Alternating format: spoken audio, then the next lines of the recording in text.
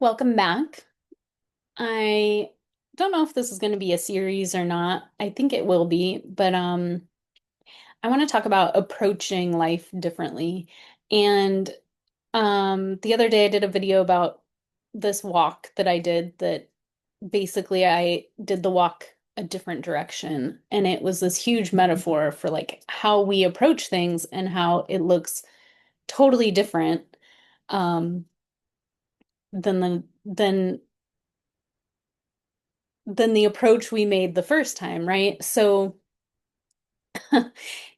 if jumping in on this video is confusing, go back to video one, and you'll hopefully get the gist. But this video, I want to talk about like how I've always approached jobs. And to give you a little background, my first job that was a real job that wasn't like babysitting, where I actually signed a W-2 and got like a tax thing in the mail at the end of the year, was I became a lifeguard. I think my first job, I think my very first job was for a country club back home.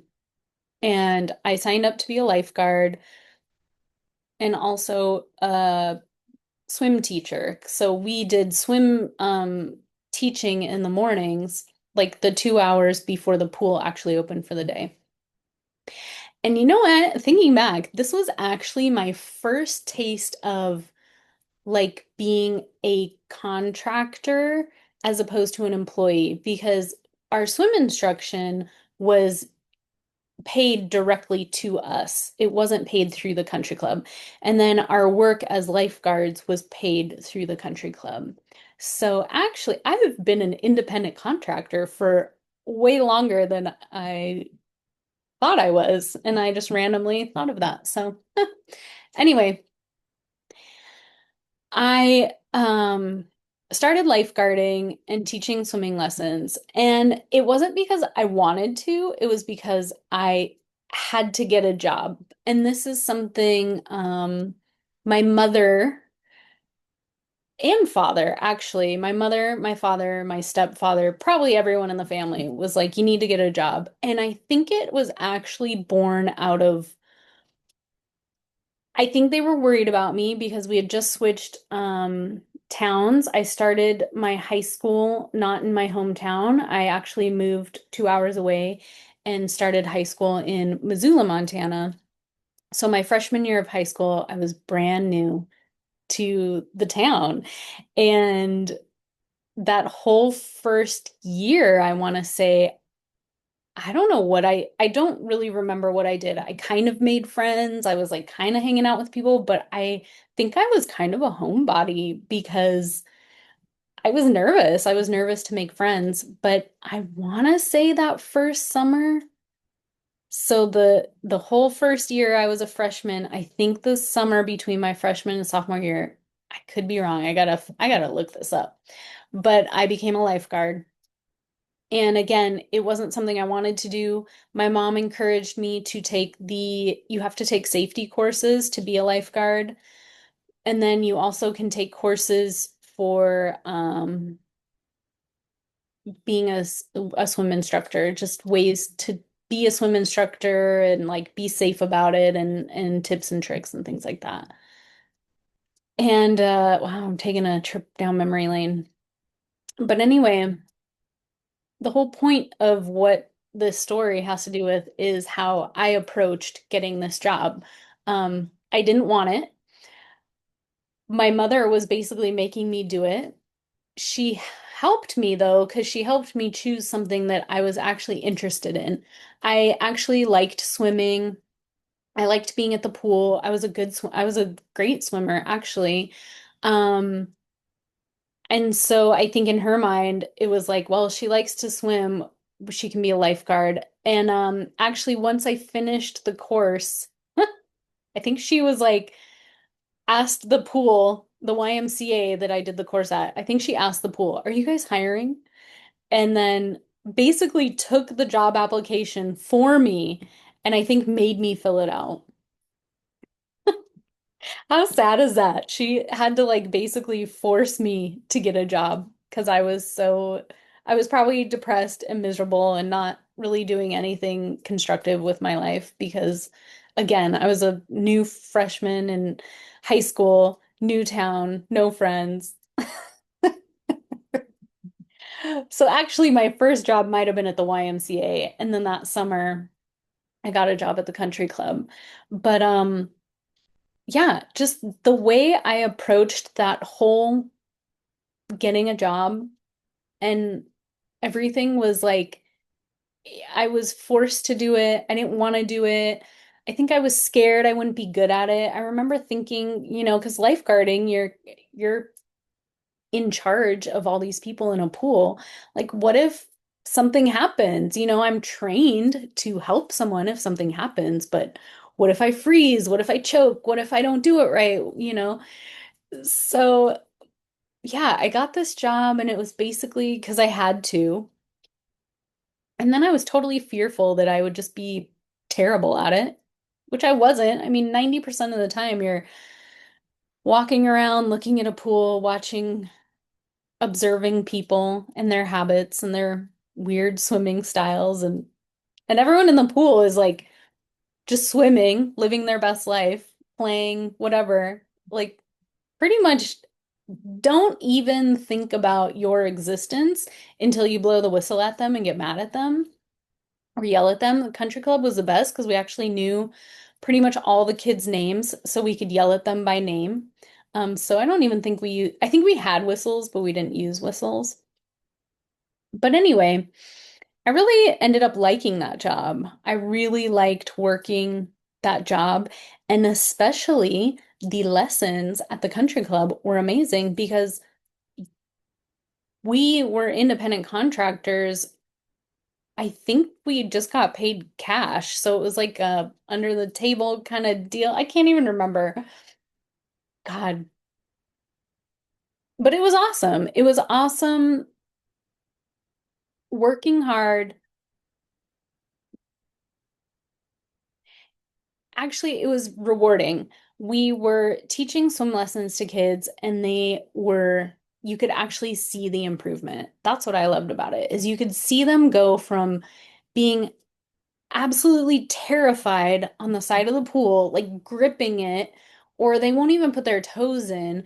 And then by the end of the summer, usually their lessons were only 2 weeks long. We would meet for half an hour a day for 2 weeks, 5 days a week.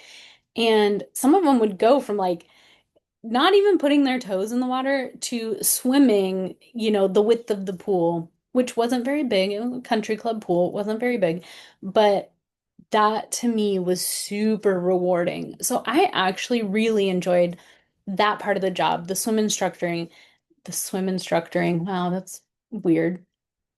Being a swim instructor, um, because I actually got to see people change, right? They got to go from not being able to do it or being scared of it to all of a sudden their confidence is there. They're like, I can do this.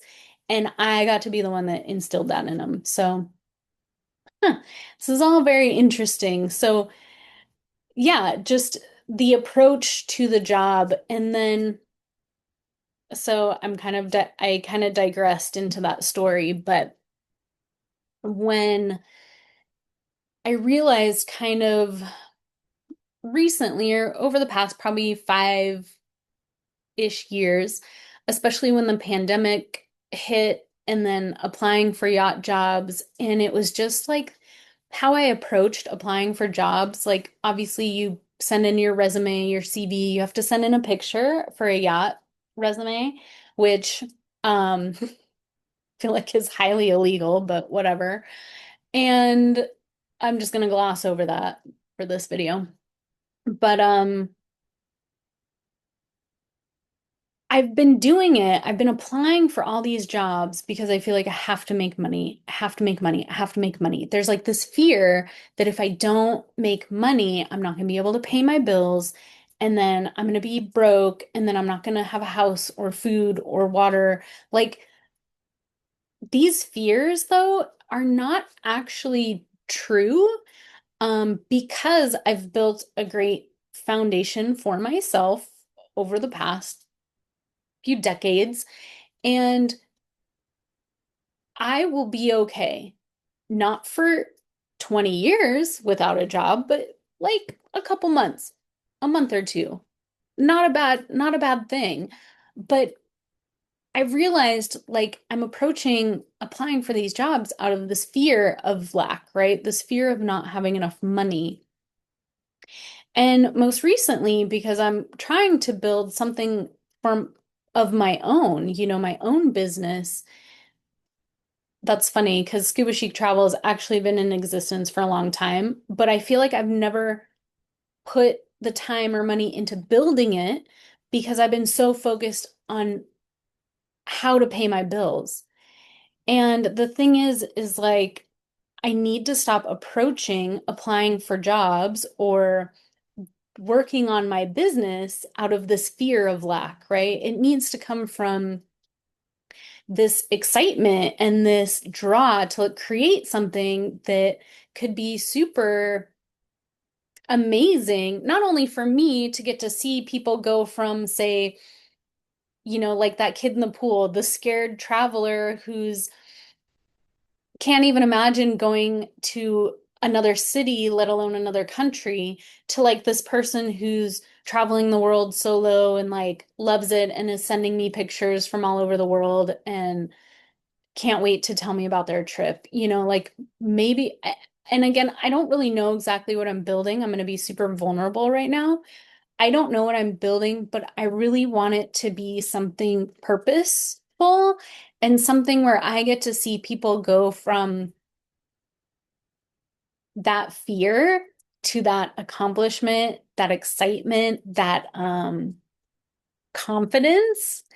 And yeah. And so I realize I need to approach building this with that confidence, excitement, purpose. I can't approach it anymore as this, oh, I'm scared, of lack. I'm scared of not having enough. And so that's one thing I hope you can take away from my little story here is just approaching work differently, finding something that excites you. Like I said, lifeguarding and teaching swimming lessons at the time, my mom made me do it, but it became really exciting. It was a very it gave me a lot of purpose and I really loved that job. So maybe approaching the thing you want with excitement and clarity and purpose instead of approaching it with fear and like doing it because you're scared you won't be able to pay your bills next month. Like I get that we need to have a job to pay our bills. Um, but maybe start thinking of things you really would enjoy. And then when you start going for them, go for them with excitement, purpose, joy. I know I've said it like 5,000 times, but yeah, just approaching that job or that project or that business, entrepreneurship, whatever it is, instead of approaching it with fear and this lack mindset, like approaching it with excitement and joy. I think, yeah. So I'm really excited. I feel like I've finally kind of figured that out for myself, and I'm excited to keep moving in this direction with whatever's coming. So anyway, I hope you enjoyed this video and we'll talk soon.